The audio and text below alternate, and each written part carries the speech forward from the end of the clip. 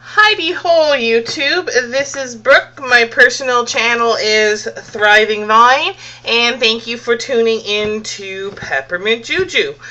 I am going to do my Peppermint Juju installment this week from my kitchen. It is harvest season, as many of you know, so I am in here making salsa. So please excuse the fact that I may not always look at the camera in this installment, because I am chopping tomatoes. So this week's topic is dark. Shadow work, or shadow, dark.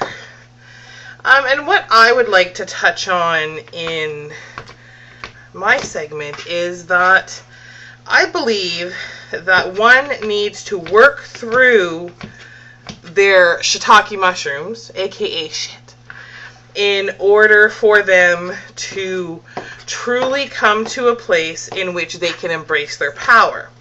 So what does that mean for us as witches or people in general? It's really hard for somebody to be successful in life, professionally or personally, if they're still holding on to their past, whether it be the baggage of their past, whether it be past relationships, whether it be people who are chronic victim mode sort of mentalities. It's really hard for people to move past that and to truly embrace the good that is out there and that is available to them if they are still tethered down, anchored down by the negativity that, or not so pleasant things that they have been through, etc., etc. So, shadow work, what does that look like? Some of you may or may not know that I have a few mentees on the go, and that's one of the first places that I start with my mentees is going through their shadow work, and not in a painful sort of way. And I know a few of my mentees who will watch this, and if one of you wants to do a video about how the shadow work that we did helped you, by all means feel free. But I do shadow work in a very different way. So not only do we take a look at who we are as people, but then from that we are able to grow our connections with our gods and our goddesses and truly embrace our path. There is a saying that I believe holds true to this, that if you don't know where you come from and you don't know what you stand for, you'll fall for anything. And our shadow work, things in our past, you know, even things that we may not be proud of, or painful things that we have lived through, or whatever that looks like for us, all of that stuff has helped mold and make us into who we are. Now, that said, I think it's worth noting that the beautiful Miss Cat posted a video, I believe it was last week. Was it Cat or was it somebody else? I do not know. Oh yes, okay. So Cat posted a video today, the day that I'm recording this, about... So, I'm trying to multitask, and yeah, maybe you're not so good at multitasking, but I'm trying to get a whole lot done this week. About, you know, doing magic with people that you may not really know who they truly are online, and that you allow these people or connections to be formed where, and I'll just take it a step further, where perhaps these connections shouldn't be there in the first place. There have also been videos, Midnight Mist did a series on dark workers, and then there is somebody else that did mention that there is a difference between dark and evil. And therein lies the difference for me. That one, everyone has a dark side. Everyone does. They have things that aren't in the forefront of what they put out to the world. But do those things make this person a person of ill intent? No. Ill intention is being evil. And tomatoes feel really gooey. I'm just saying. So when one is evil, we'll often attribute, evil people to being dark, to being sadistic, to being Satanist and that sort of stuff. I would really challenge you to not accept what somebody else has told you is the meaning of whatever word or whatever path, and that you really take a look at it for yourself. Because when you take a look at what a Satanist is, they are not devil worshippers per se. Perhaps some of them are. But a Satanist essentially is a hedonist.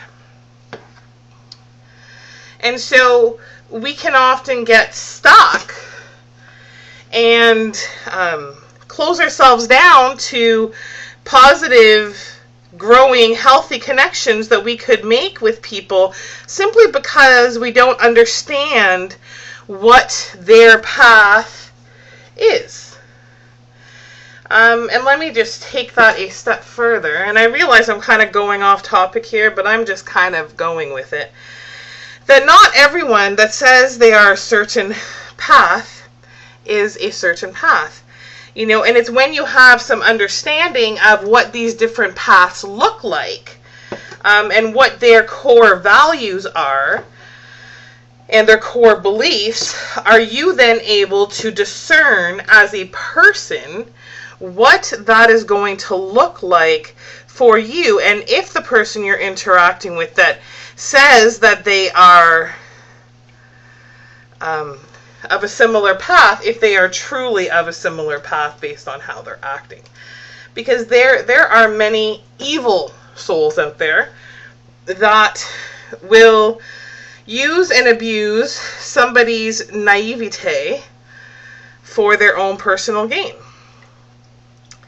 And that would not make them a dark soul. That makes them an evil soul. And I think it's important that we truly understand what that difference actually is.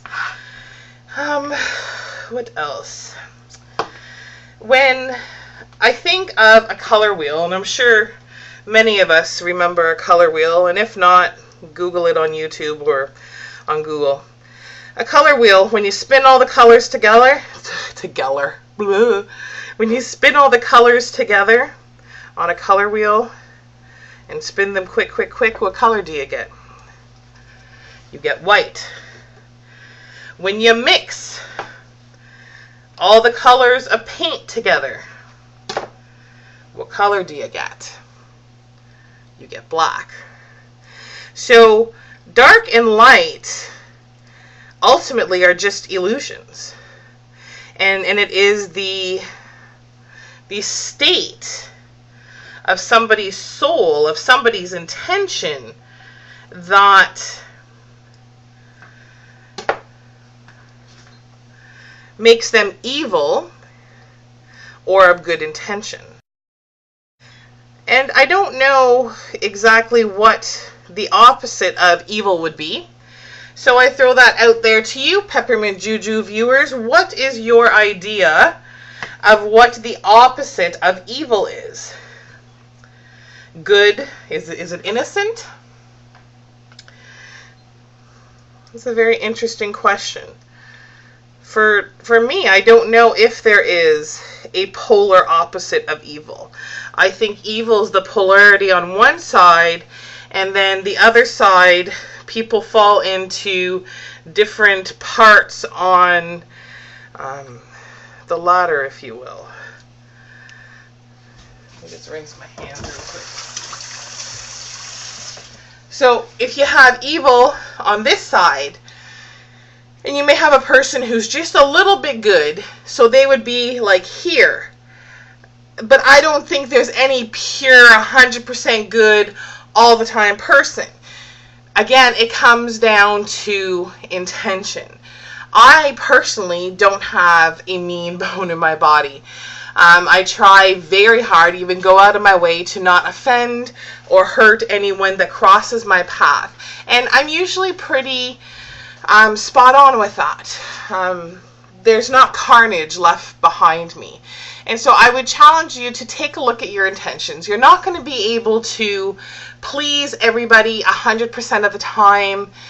You are going to offend some people at some point, and that is okay. What is not okay is having ill intentions. And so if your intentions were fair, just, moral, legitimate, the rest will really work itself out. Really and for sure. So that is my installment for Peppermint Juju this week. As I did last week, I'll be posting an expansion on this topic, if you will. A few more thoughts that I may have on my personal channel. Again, my name is Brooke. My personal channel is Thriving Vine. And thank you so much for joining us here on Peppermint Juju. Please remember to click that little button up there and subscribe, because there'll be many more words in the weeks to come. Be blessed, be beautiful, make it a magical day.